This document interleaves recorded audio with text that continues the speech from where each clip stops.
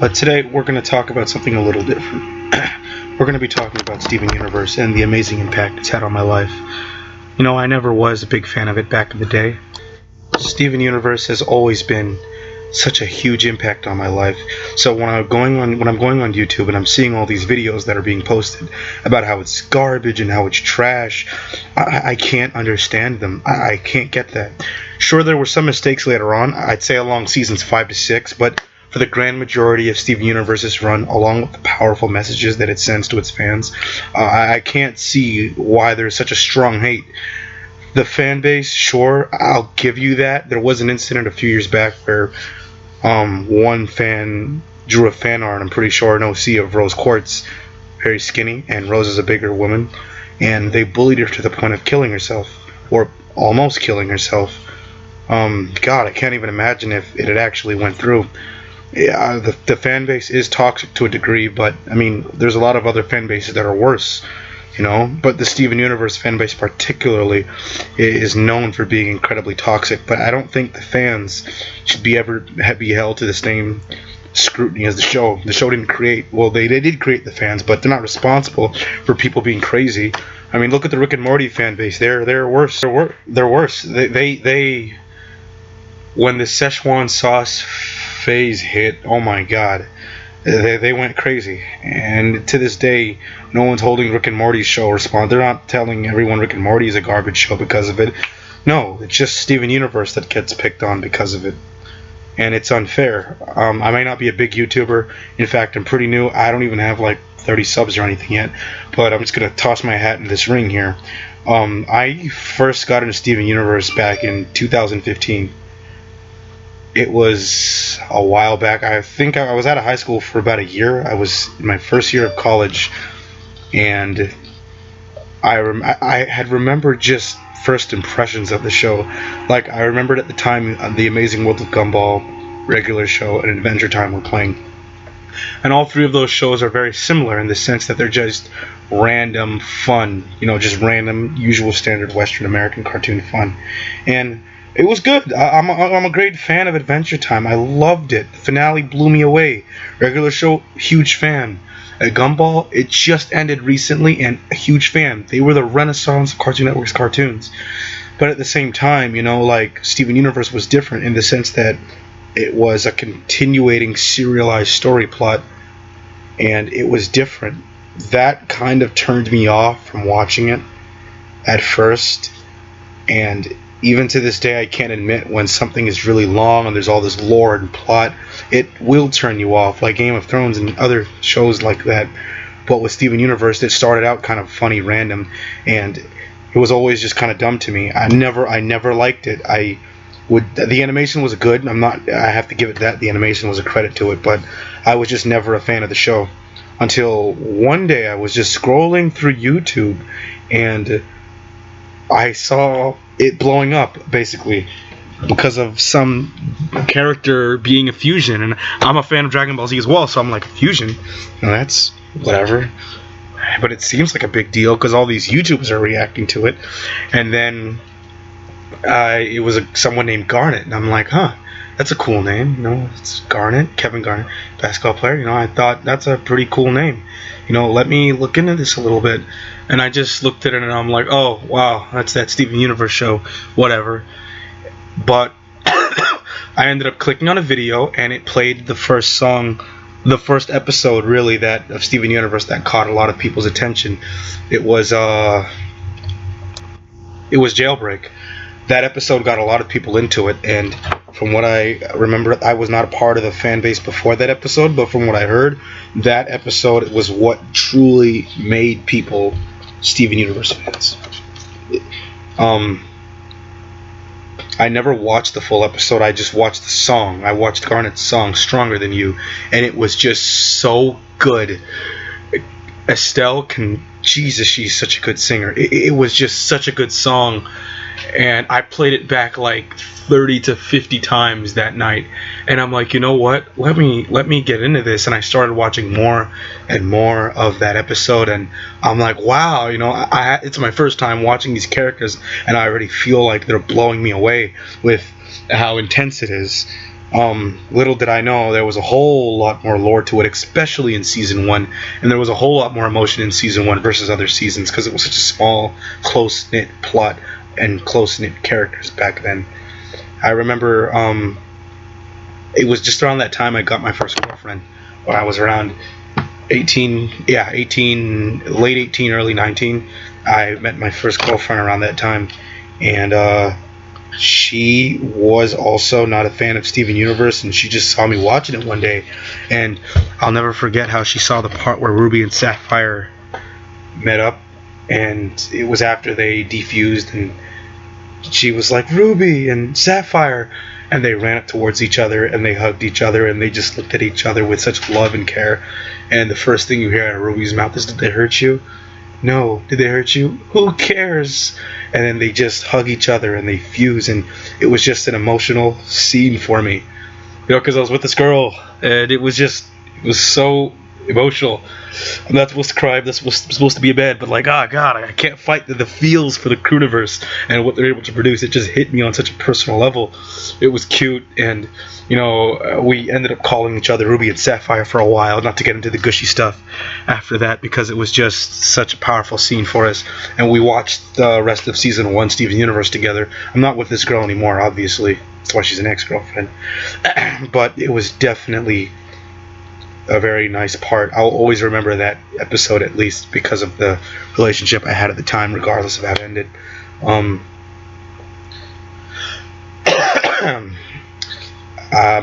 My favorite character. Oh wait, I'm not done talking about that. Yeah, so after season 1, for the most part, I went back and I watched the episode where Amethyst's backstory was being explained, and that was another powerful episode for me that really set me in the right direction. Oh man, when she's just crying at Pearl for talking so bad about her home, even though she's not proud of where she came from, it's still her home, her hometown, her home rock, I guess. And she just looks at Pearl and she cries and she's like, "I didn't ask to be this way. I didn't ask to be made." It just hit me. Not because of my parents. My parents were married when they had me and anything, and I had nothing against like kids born out of wedlock, but it was just like, I have a friend who's like adopted, and the scene hit me, and it was such an emotional moment, because I went from not knowing anything about these characters, and I may not have had the build up like other fans, but I saw them at their most emotional first. Pearl, and then Pearl's scabbard. Oh man, I'm just hitting the top 3 episodes for the 3 main characters here: Pearl, Garnet, and Amethyst.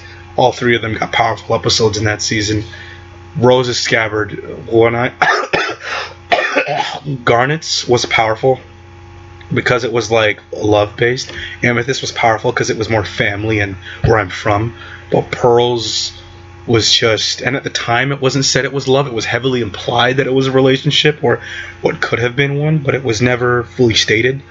And I'll just never forget the way that Pearl treated Steven, and how she was so hurt that Rose betrayed her by not telling her this information, and she thought that it was so special, and they've known each other for thousands of years, and she was salty. And people say that Pearl is a salty character, but she's not salty. She lived with Rose for thousands of years, infinitely longer than Greg, but she was willing to sacrifice her entire life to be with Greg and have his kid, and she wasn't even willing to be with Pearl, at least romantically, once. And that's if you think the friend zone is brutal, that's like the super friend zone, man. That was, for that episode alone, when it did touch me. And Pearl is, like, of all the moms, she's the most protective of Steven.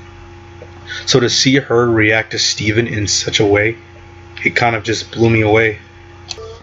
I'm pretty sure in Rose's scabbard in that episode, the most impactful part, aside from the whole setup and her hitting the wall and the painting falling, was when Steven was chasing her and Pearl just keeps going and going, and for someone to be so overprotective of Steven, it's weird for her to put him in risk like this, to put him in danger. She got to the top of like the mountain floating things, and then she just looked back at Steven with this hate in her eyes for him, and Steven saw it, and Pearl, obviously she's the one who made the face, she saw it too, and she just screamed Steven, and he dropped. He was able to get back up, but she didn't know he was going to survive, she hoped he would have found a way, but she was fully willing when she turned around for him to get hurt. She didn't even try to save him, which it's kind of fucked up. But like, you know, that's just her emotions at the time, I guess. When they had that conversation, and Rose is just going deeper and deeper in a conversation about how much Rose meant to her as a person, and how she thinks sometimes she can see you through your eyes.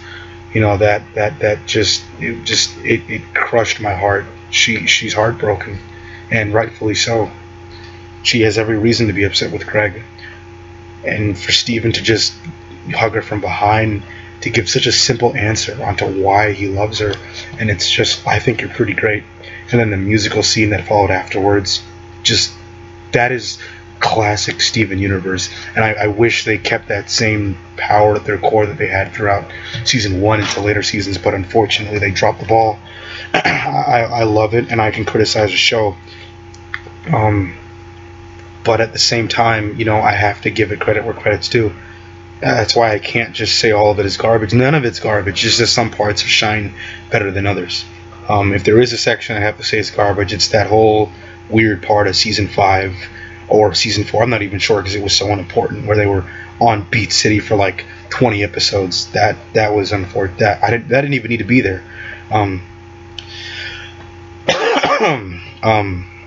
My favorite season of Steven Universe, to be honest, was the season after I got into it, because right around the time I got into it, season 2 or 3, I don't have all my notes prepared for me, but it was the season when Ruby and Sapphire got separated at the Keystone Motel.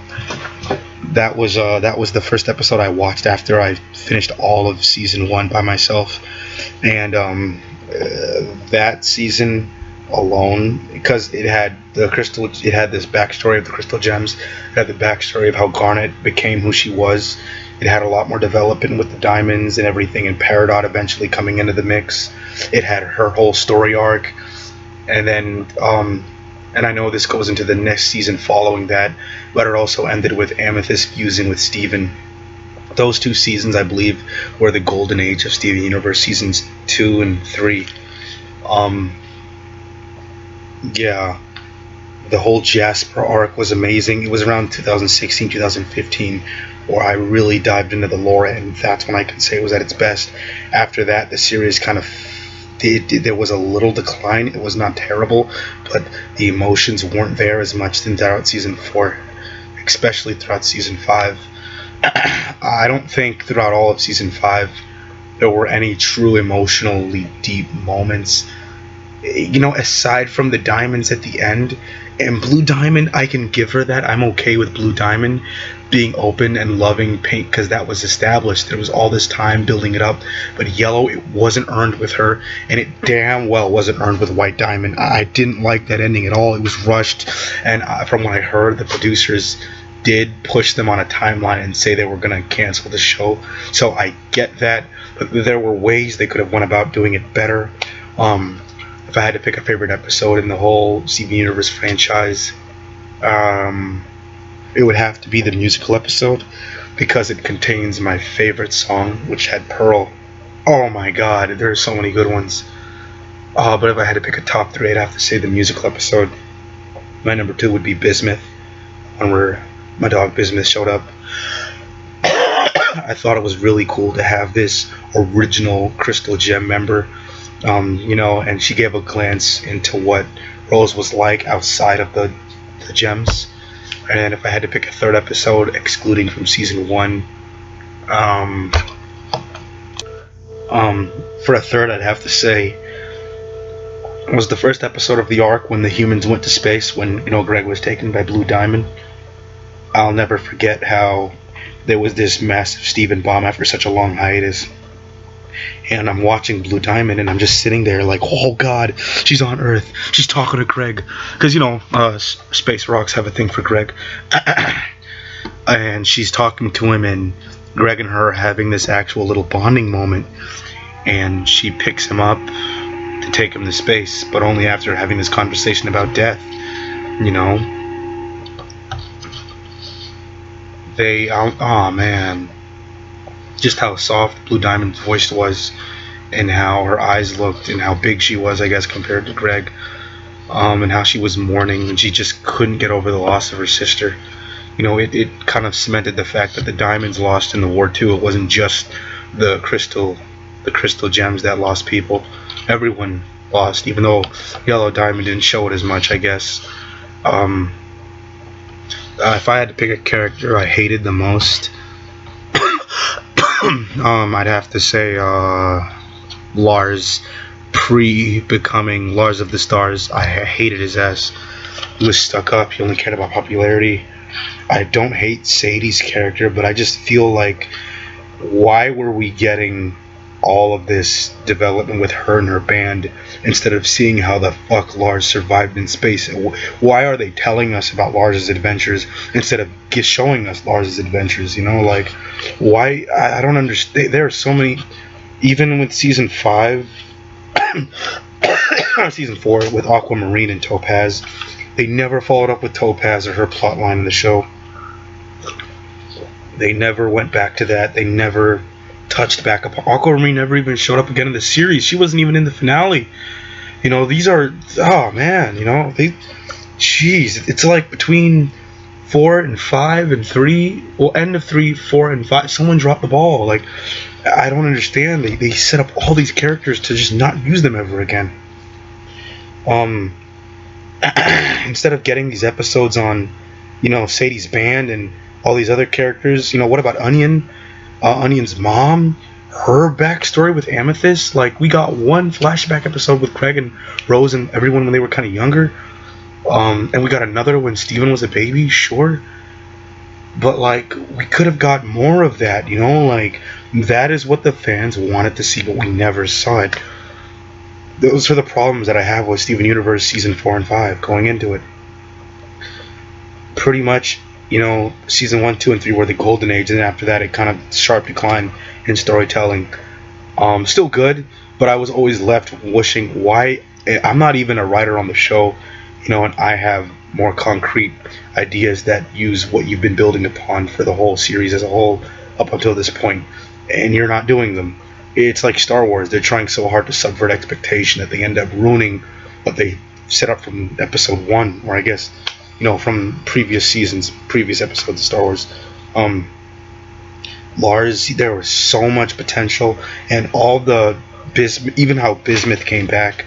You know, Bismuth is another one of my favorite characters. I just hate how they brought her back. The way they were setting it up, at least, was that there was going to be this war, and everyone felt it when the Diamond showed back up on Earth. And Yellow Diamond had her ship, Blue Diamond had her ship, war was ready to go. I honestly thought they wouldn't have just come down alone. I thought they would have brought with them like legions of crystal gem soldiers for this war. And here I am, pumped and hyped. The wedding was great. I love the wedding. I'm a great fan of it. It was very adorable. But at the same time, it could have been a separate episode. There was no need to put them in one. And I know Rebecca Sugar didn't want the episode to get banned because of the gay themes. Sure, that's fine. So she combined them so people would be forced to play it. But like, that's when you're letting the agenda get in front of the show, and that's what happens a lot with Steven Universe post season 3.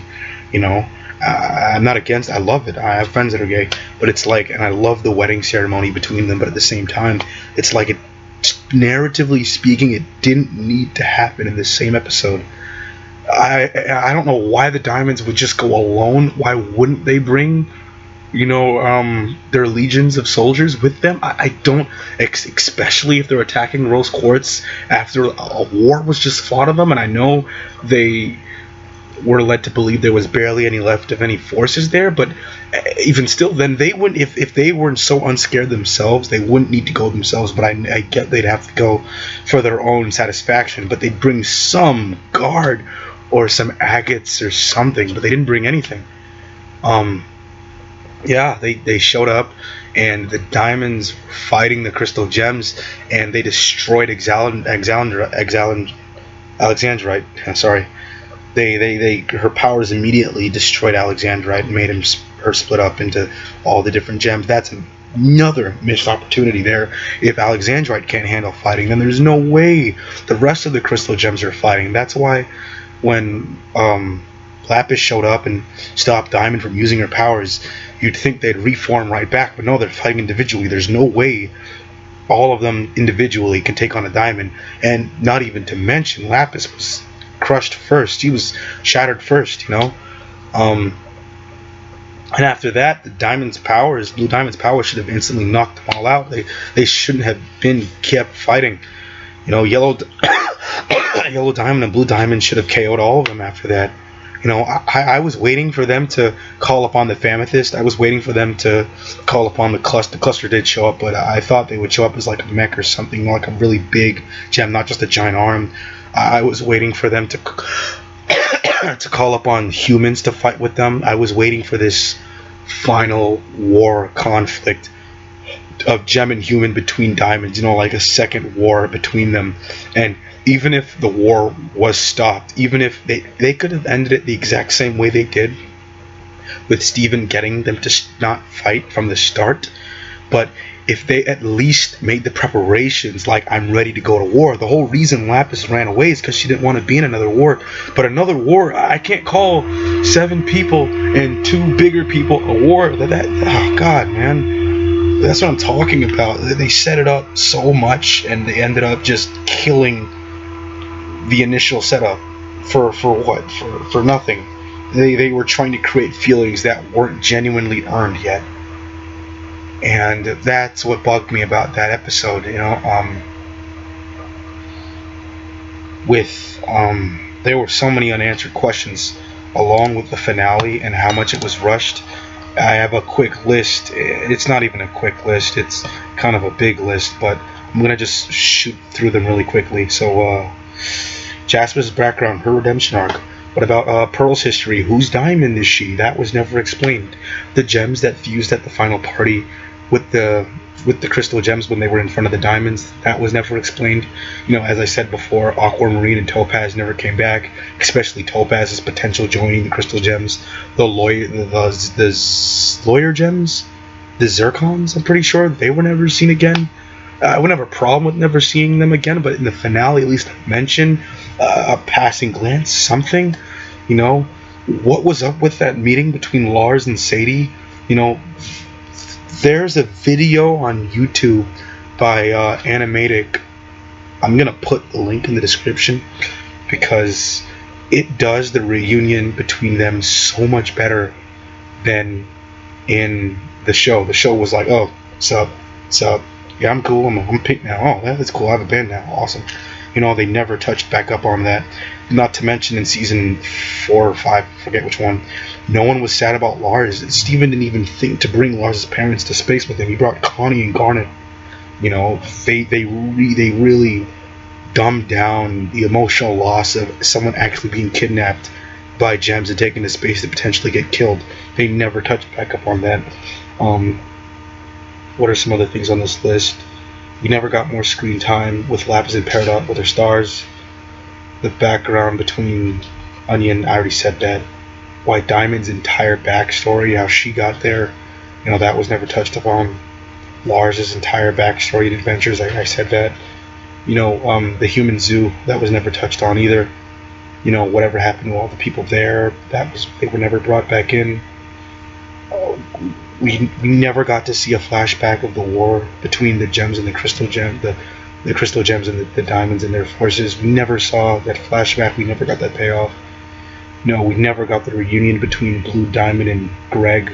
After all that, they never spoke. Even when Greg was there, nothing was said between them. There was no resolution between Garnet and Blue Diamond. It's just all these plot points were just dropped. You know, in season when Topaz was there with Aquamarine, Connie and Steven were talking, and this is another thing I'm talking about. They alluded to the idea of another potential half-human, half-gem hybrid that's been living there, or a gem that could have been living like a human, you know, which kind of flips the Steven narrative on its head. They alluded to that idea, which I thought, whoa, that was kind of weird, and they never touched back up on that. You know, the rubies also never were, I'm pretty sure, if memory serves correct, Navy or one of them took the ship back and went back to space. I'm not sure if they collected them. They never touched back up on the rubies, you know. And I already said the next thing on my list, the agates and jaspers to protect the diamonds when they came to Earth. They never did that. They never followed them. No one followed them to Earth on the trip to go to the place where the last and only war was fought, where hundreds of gem lives were lost. Lion's backstory, Lapidot and Peridot fusion. The girl that wanted to go out with Pearl with pink hair, who gave her the number, they never touched back up on that. No proper send-off for Stevani. She never got a final real scene. And then, you know, those are the things that, all of those are legitimate questions that were never really touched back up on for Steven Universe. Yeah, so it's pretty crazy.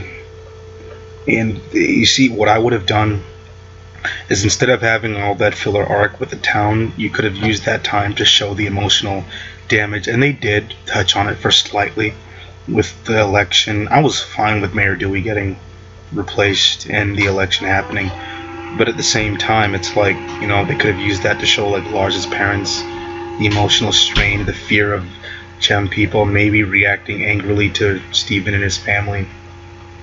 Maybe Steven even showing them that there are good gems and bad gems, just like people. You know, not all gems are bad. Ronaldo even touched on it, kind of, when he was saying space rocks as being an offensive term. Maybe they could have worked that into a racism episode, but no, he never touched it. They should have. I remember watching the finale and seeing when blue and yellow are fighting, and Steven just shouts out, I think it was along the lines of, does this look like a pretty good society or something like that to you? And I'm looking around and I'm like, yeah, the society looks pretty safe and stable. You know, it's not like they're all fighting each other or arguing or anything. Like, what was he pointing at to show us a bad example? Because the city looked fine, aside from that small little area they were fighting in. You know, it's things like that that really draw respect to the Steven Universe show. I love it as a series. I went to Comic Con with my best friend. I have the signature of Jasper and of Steven. I'm trying to get the others because I just love this show so much, and it's such an integral part of my life, and it helped me when I've been depressed, when I've been anxious. You know, the songs have helped me go to sleep. They've helped me relax. Just, you know, Garnet songs, you know, Here Comes a Thought is a beautiful melody. Here comes, yeah, that song, yeah. It's Over, Isn't It? It's another good one. There's a lot. I can't remember them all off the top of my head right now, but they're all really good songs, and it's backed by a powerful story.